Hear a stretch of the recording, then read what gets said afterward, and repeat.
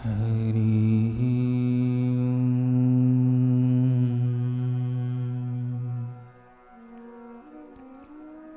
पूज्य गुरुदेव भगवान के श्री चरणों में कोटि कोटि प्रणाम। ऋषि प्रसाद अंक 300 लेख संतः परहिते रतः संत महिमा। भगवान और भगवान के प्यारे संतों की महिमा अवर्णनीय है। श्रीमद् देवी भागवत में महर्षि सुमेधा जी को राजा सूरत और समाधि वैश्य हाथ जोड़कर कहते हैं, साधवः संभवन्तीह परोपकृति तत्परः अकृत्रिम गुणाः रामः सुखदः सर्वदेहिनां। हे भगवान, इस संसार में साधु पुरुष परोपकार के लिए ही अवतरित होते हैं। वे स्वाभाविक गुणों के अखंड भंडार होते हैं। वे ऐसे ही काम करते हैं कि जिनसे प्राणियों को सुख प्राप्त हो। जैसे रोते हुए व्याकुल बच्चे के लिए माँ की गोद विश्राम स्थल है, वैसे ही करोड़ों माँओं के हृदय जैसा संत का हृदय संसार ताप से तप्त, दुख संताप से पीड़ित मनुष्यों के लिए विश्राम स्थल है। इस बात का उल्लेख करते हुए परम ज्ञाननिष्ठ संत घाट वाले बाबा जी कहते हैं, महात्मा वे हैं जिनकी विशाल सहानुभूति और मातृवत हृदय सब पापियों को और दीन दुखियों को भी प्रेम से अपने गोद में स्थान देता है। ब्रह्मा जी कहते हैं, संतः परहिते रतः, अर्थात सत्पुरुष दूसरे के ही कल्याण में निरत रहते हैं। संतों के संग से जड़ भी पूज्य बन जाता है। इस बात का प्रतिपादन करते हुए नारद पुराण पूर्व भाग में मुनिवर सनक जी कहते हैं, अहो, लोक में सत्संग का कैसा महात्म्य है। वह कौन सा पाप नष्ट नहीं कर सकता और सत्संग के प्रभाव से पर पुण्यात्मा मनुष्यों को कौन सा सुख अधिक से अधिक नहीं मिल सकता। महात्माओं की सेवा से जाने अनजाने खुद किए अथवा दूसरे के द्वारा कराए गए पाप शीघ्र नष्ट हो जाते हैं। इस भूतल पर जड़ भी सत्संगति के प्रभाव से पूज्य हो जाता है। जैसे शंभु शिव जी कला मात्र अवशिष्ट चंद्रमा को भी स्वीकार करते हैं। सत्संगति मनुष्यों को सर्वदा उत्तम वैभव प्रदान करती है। जिनके सत्संग के प्रभाव से लाखों लोगों के व्यसन मांस मदिरा छूटी, हजारों लोग घोर नास्तिकता से परम आस्तिक हो गए, कितने ही लोग दुष्ट कर्म छोड़कर साधु स्वभाव हो गए, जो किसी भी भेदभाव के बिना सबके प्रति भागवत भाव रखते हुए देशव्यापी विश्वव्यापी सेवा श्रृंखलाएं चलाते हैं। ऐसे किन्हीं महापुरुषों को आपने देखा है। सुना है, ऐसे संत के दर्शन सत्संग साधन का लाभ आपने कभी पाया है?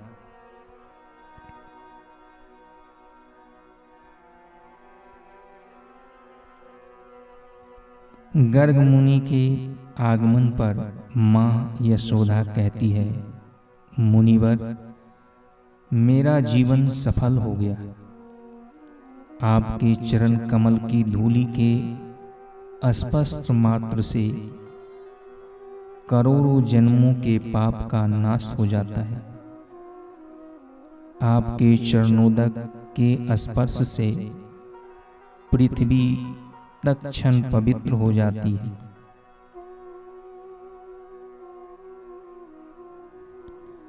श्री हनुमान प्रसाद पोद्दार जी कहते हैं, संत के दर्शन, स्पर्श, उपदेश, श्रवण और चरण धूलि को सिर चढ़ाने की बात तो दूर रही, जो कभी अपने मन से संतों का चिंतन भी कर लेता है, वह भी शुद्धांत अंतःकरण के होके भागवत प्राप्ति का अधिकारी बन जाता है। वासुदेव जी द्वारा आयोजित यज्ञोत्सव में पधारे ऋषि मुनियों और सभासदों को संबोधित करते हुए भगवान श्री कृष्ण कहते हैं, महात्माओं और सभासदों, जो मनुष्य वात, पित्त और कफ, इन तीन धातुओं से बने हुए सब तुल्य शरीर को ही आत्मा, अपना मैं, स्त्री, पुत्र आदि को ही अपना और मिट्टी, पत्थर, काष्ठ आदि पार्थिव विकारों को ही इष्टदेव मानता है तथा जो केवल जल को ही तीर्थ समझता है, आत्मज्ञानी महापुरुषों को नहीं, वह मनुष्य होने पर भी पशुओं में भी नीच गधा है। श्रीमद् भागवत 10वें स्कंद।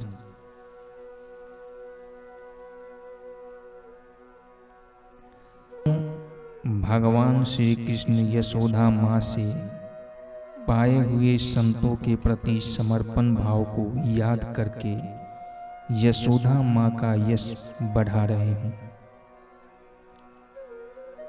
स्कंद पुराण नागर खंड में संतों के दर्शन को तत्काल फलदायी बताते हुए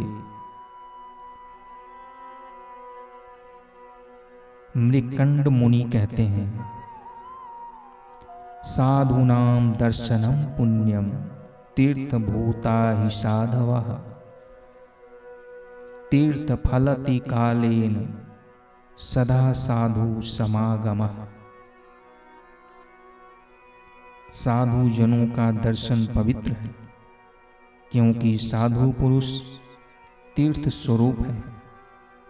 तीर्थ तो कुछ समय के बाद ही फलता है, परंतु साधु पुरुष को समागम तत्काल फल देता है। स्वामी अखंडानंद सरस्वती जी कहते हैं, संत उनको कहते हैं जो मजहबी बंधनों से मुक्त होते हैं। महंत दूसरी चीज है, आचार्य दूसरी चीज है और संत दूसरी चीज है। जो निर्विशेष सत्ता सन्मात्र परमात्मा से एक है, उन्हीं का नाम होता है संत। अभी भी धरती पर ऐसे संत विद्यमान हैं जो धर्म, जाति, ऊंच नीच, किसी भी प्रकार के भेदभाव के बिना सबकी उन्नति का सोचते हैं, करते हैं। उनके प्रति लोगों के मन में स्थित श्रद्धा को तोड़ने की लाखों कोशिशों के बावजूद भी साजिशकर्ता सफल नहीं हो पा रहे हैं।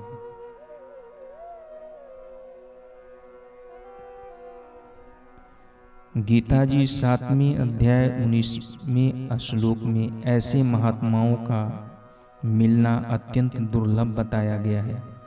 वासुदेवः सर्वमिति स महात्मा सुदुर्लभः। ऐसे संत महात्मा समाज के बीच रहते हैं, लेते देते हैं, बातचीत करते हैं, सामने वाले के कल्याण के लिए कभी डांटते भी हैं।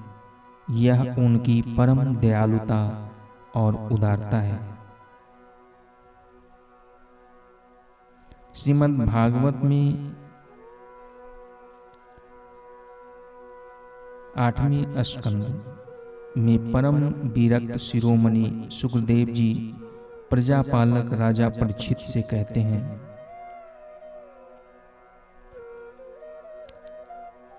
तप्यन्ते लोकतापेन साधवा प्रयासो जना। परोपकारी साधु जन प्रायः प्रजा का दुख टालने के लिए स्वयं दुख झेला ही करते हैं। बाबा मुक्तानंद जी से किसी ने पूछा, संत दूसरों के हित के लिए सारी विपत्तियां सहते हैं, ऐसा क्यों? बाबा जी ने संतों का स्वभाव बताते हुए कहा, संतों का ऐसा स्वभाव होता है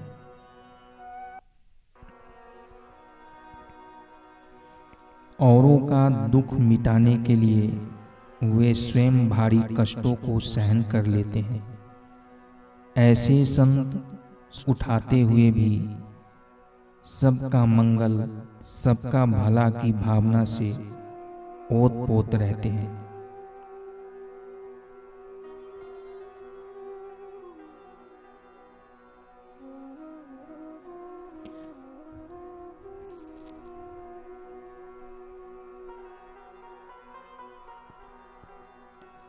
ब्राह्मो उपनिषद में आता है,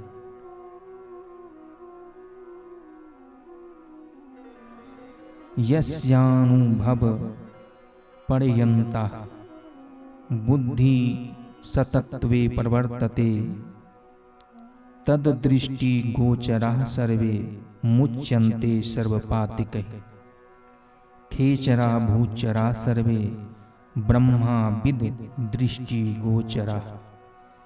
सध एव विभुच्यन्ते कोटि जन्मा जीतैरधै। जिनकी आत्मा अनुभव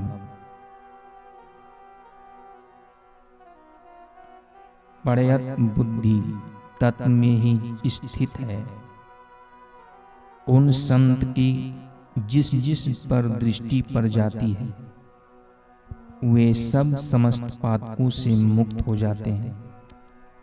ब्रह्मवेता संत की दृष्टि पड़ने पर तो सभी खेचर, भूचर, स्थावर, वृक्ष आदि भी कोटि जन्मार्जित पाप राशि से मुक्त हो जाते हैं।